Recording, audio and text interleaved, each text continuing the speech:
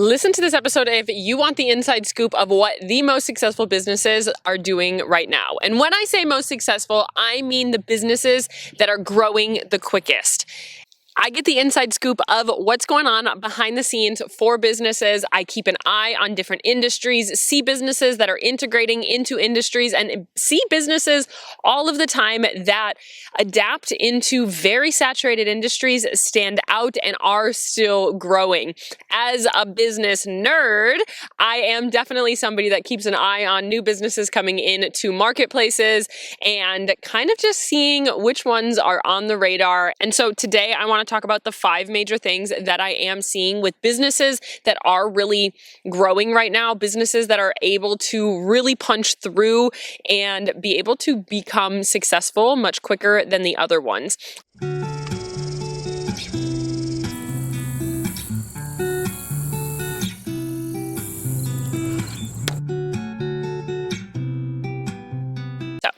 Without further ado, let's dive in to this episode. If you're new here, I'm Madison Page. I'm the host of the Small Business Growth Podcast.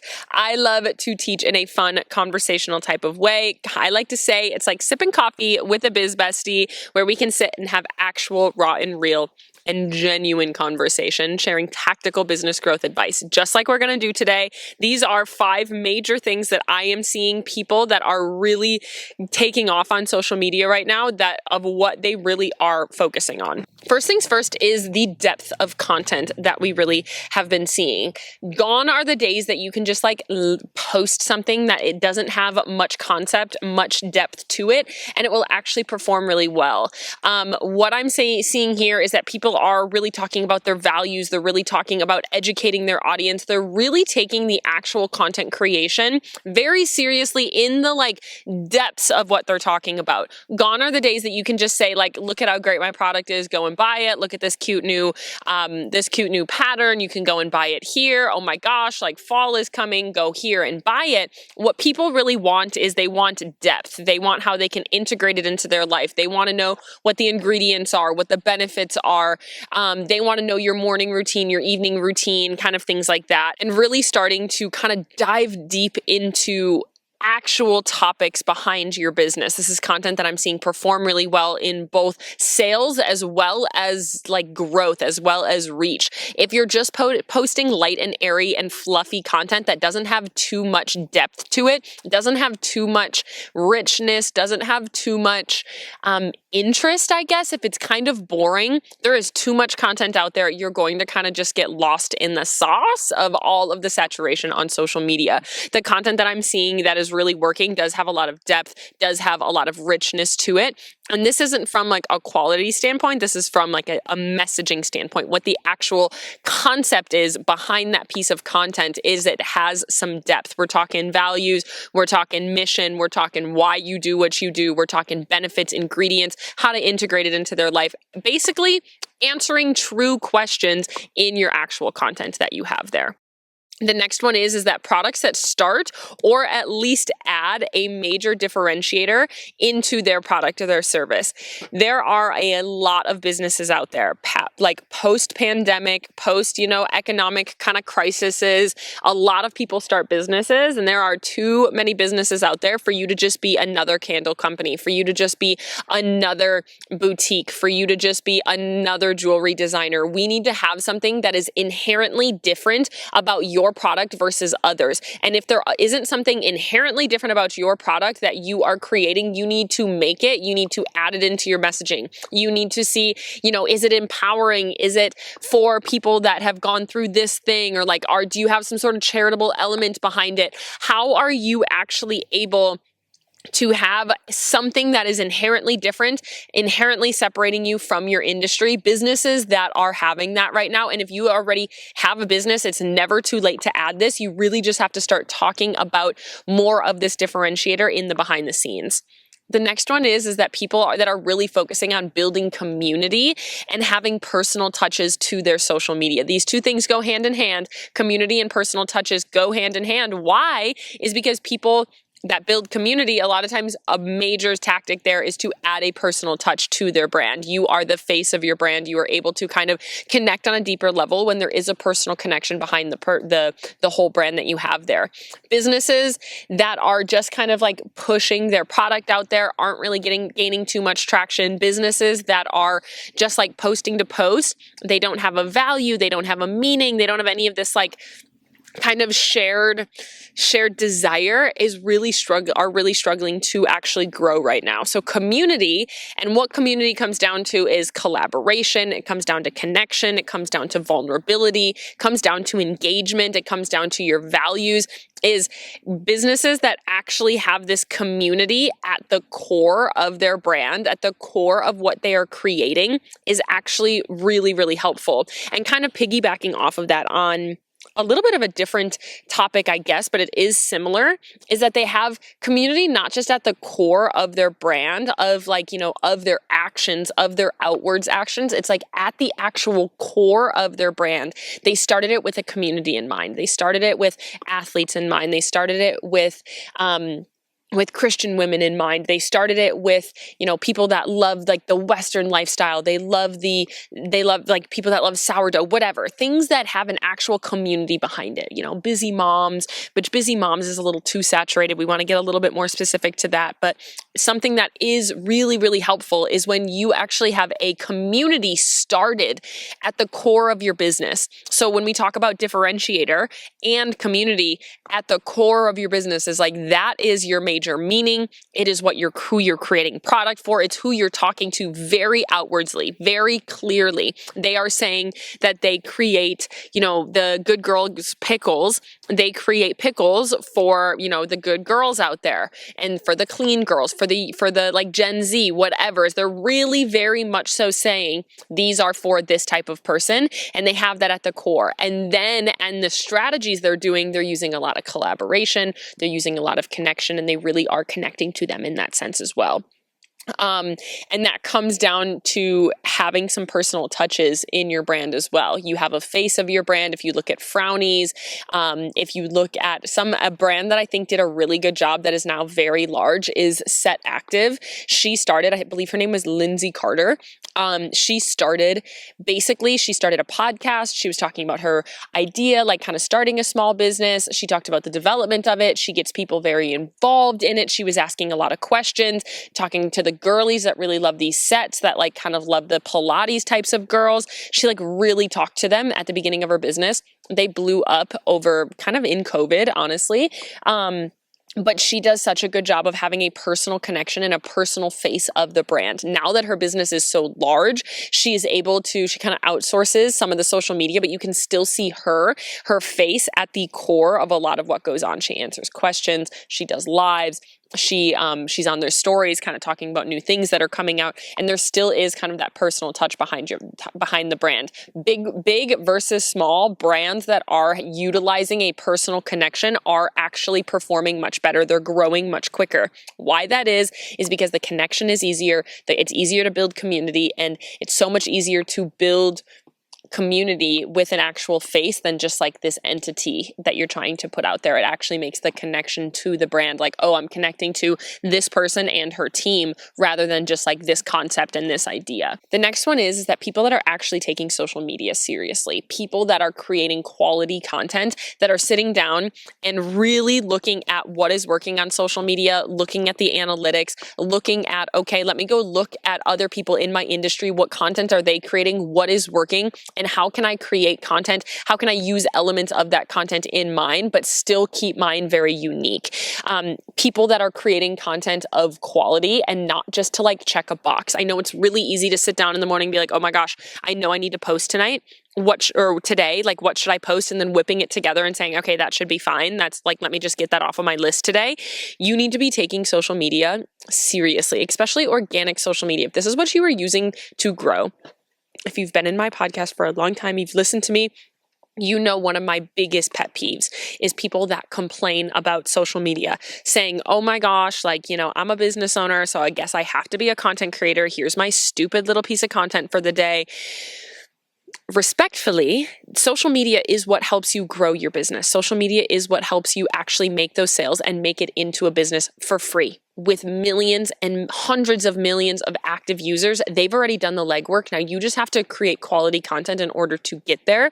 If you are complaining about social media, you're refusing to create quality content, you are just shooting yourself in the foot, all right? Social media is what is making people blow up. Social media is what is helping people grow their business. And the people that are taking social media seriously, understanding that social media is the difference between businesses that are struggling and thriving, actually creating kind of quality content, taking time to really create videos that have the storytelling element behind it, as well as kind of like face to cam is what I'm seeing working really well.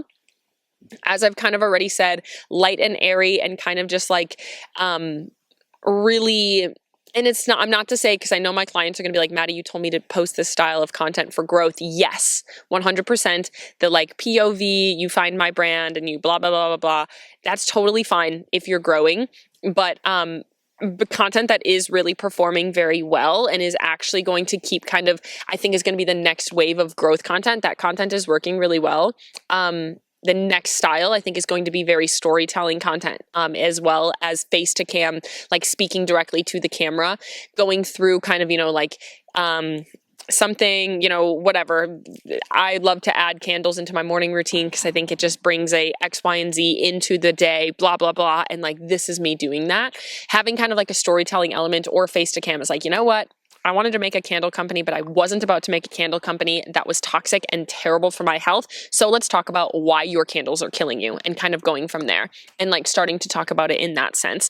People that are taking social media seriously, taking time to create content, I want you to think, if you were positive that that piece of content was going to get, 50,000 views or 100,000 views or 1,000,000 views, or you were positive that that piece of content was going to make you however many dollars or make you a couple of sales or make you 10 sales, or if you were to, what quality would you be posting?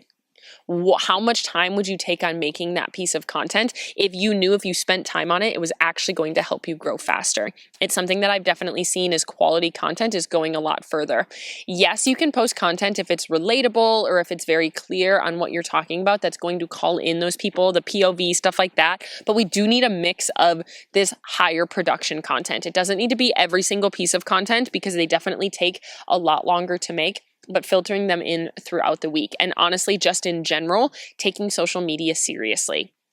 And I know that's such a funny thing, but I can see it with people that I work with all take social media seriously. That's why they're working with me. But I see people in the DMs. I see people on social media all the time. I forget what the person said on Threads today. I get like viscerally, there's not very many things that I'm like, I want to be like, write a comment back to you, which I never do. I would never do that. But I want to be like, yo, like take social media seriously. Stop complaining about it. Like it literally is such a superpower.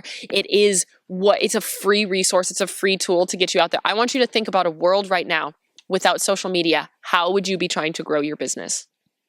And if you're like, Maddie, I have no freaking clue.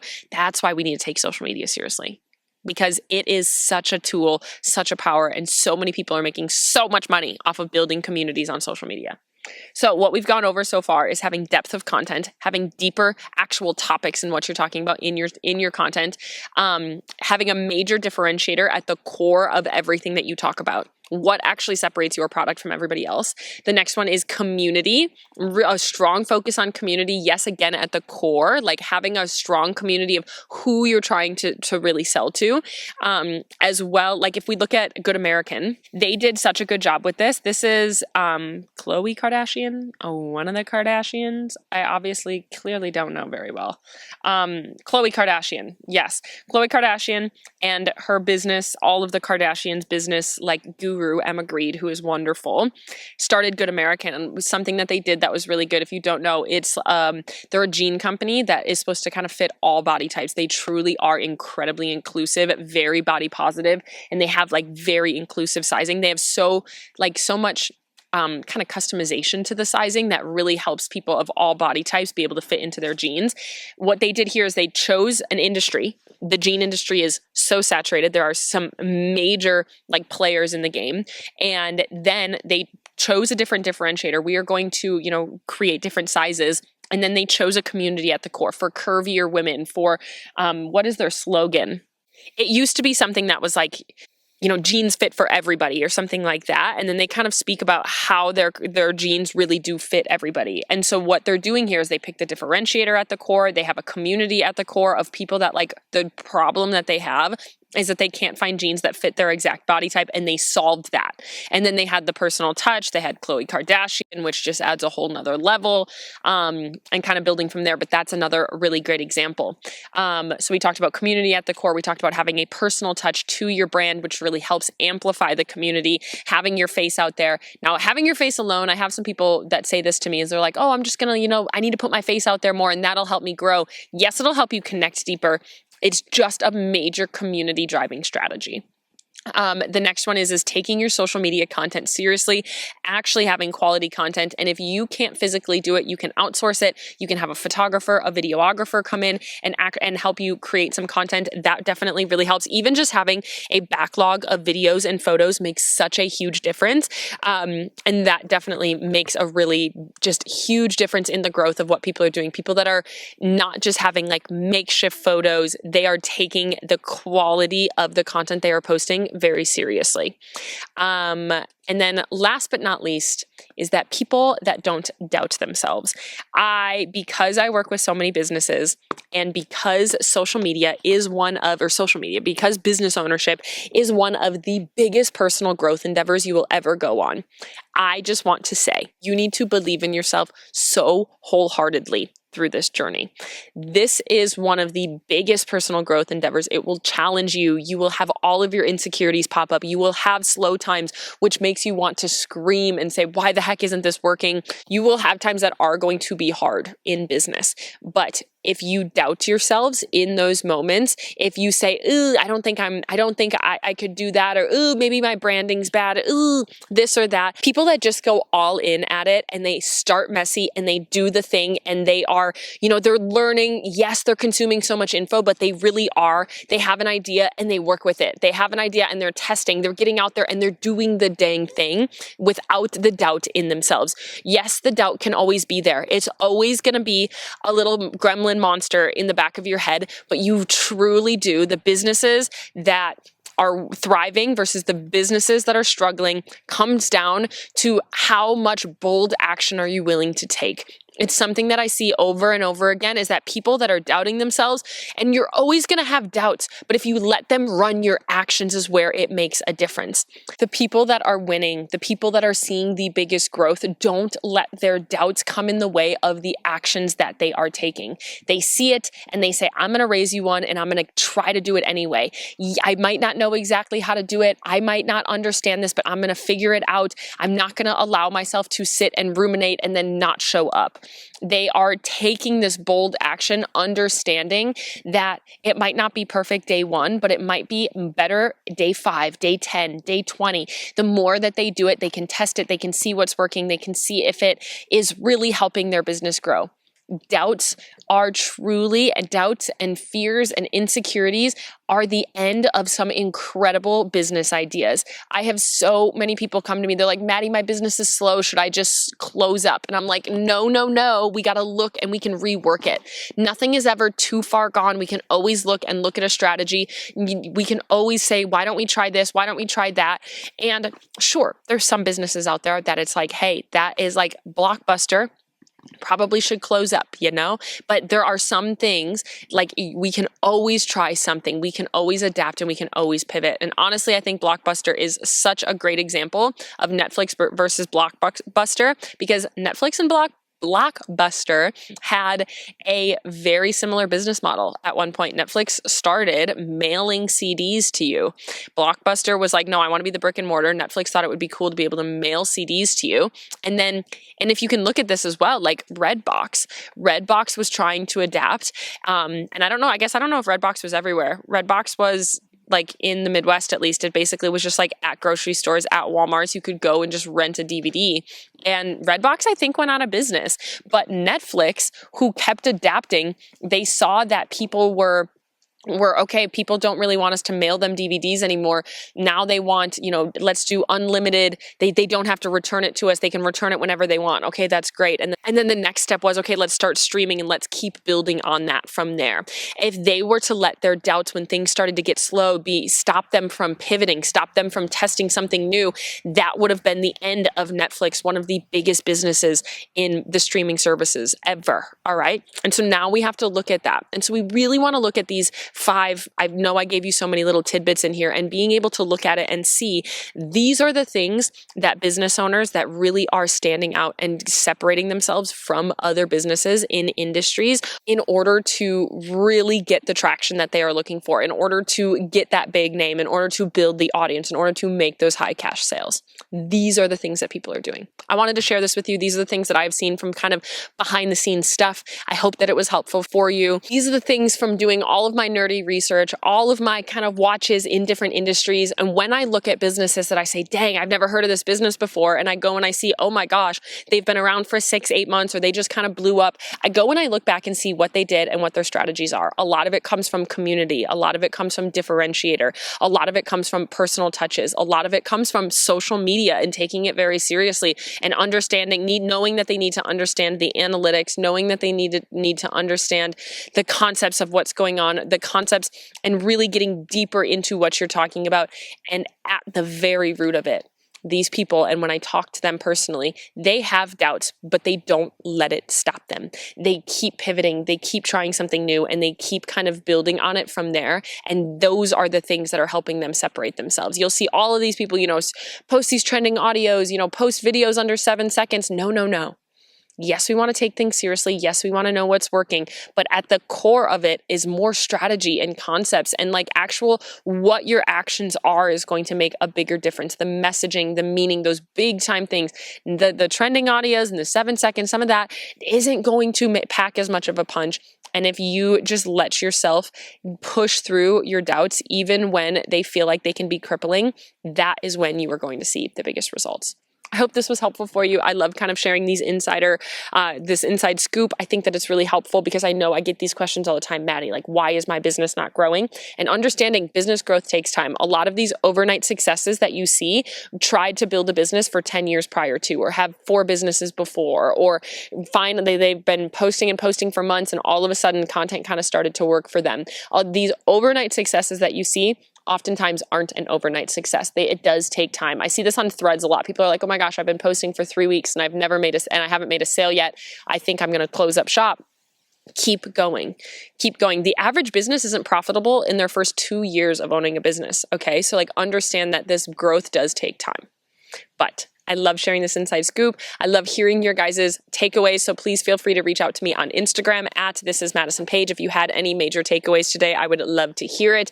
It truly makes my day when I get to hear from you guys in that sense over there as well. So send me a DM over there. I love you. I'm rooting for you. I'm in your corner always. I hope you have a great day.